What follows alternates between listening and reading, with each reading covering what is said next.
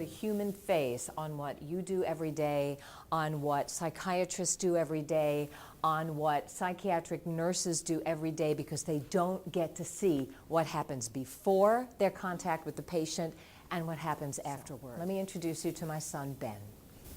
Ben was my firstborn and my most amazing baby. I mean, that first baby, and he came out of the womb with his eyes like, what's going to happen next? And that's kind of an attitude. That's how he was the first 14 years of his life.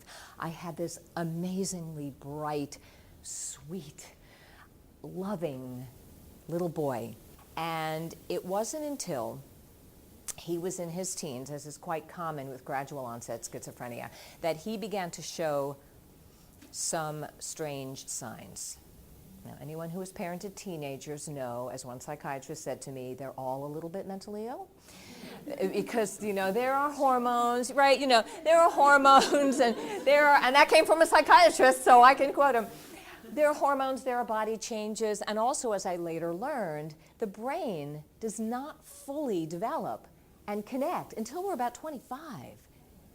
So really, adolescence lasts a lot longer, and it's not just the economy, but it's brain connections that have to be finally put together the way they're supposed to. There was various treatment options, 5 hospitalizations, and before those hospitalizations, waiting for him to be sick enough to be hospitalized.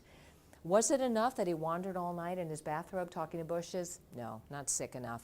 Was it enough that I came to his door one time to pick him up to visit to go to his sister's birthday party? At the time we were trying letting him live alone because the problem was I was too demanding. And he came to the door with a totally vacant stare, blunt affect, I now know it's called, staring at me, not knowing what day it was, who he was, where he was, drug-free, that's how he was. Was that sick enough? No.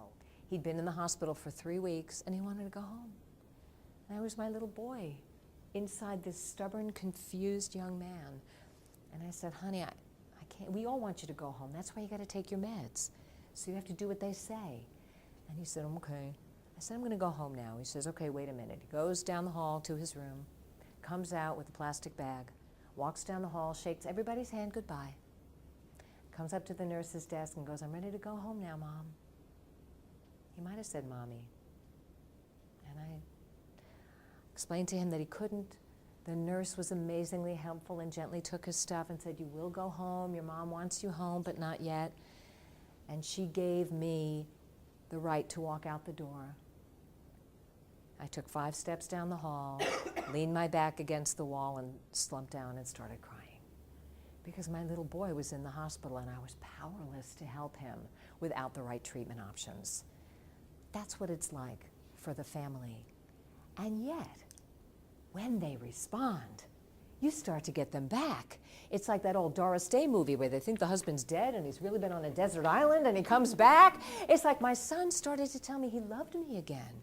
He started having real conversations with me and listening to me.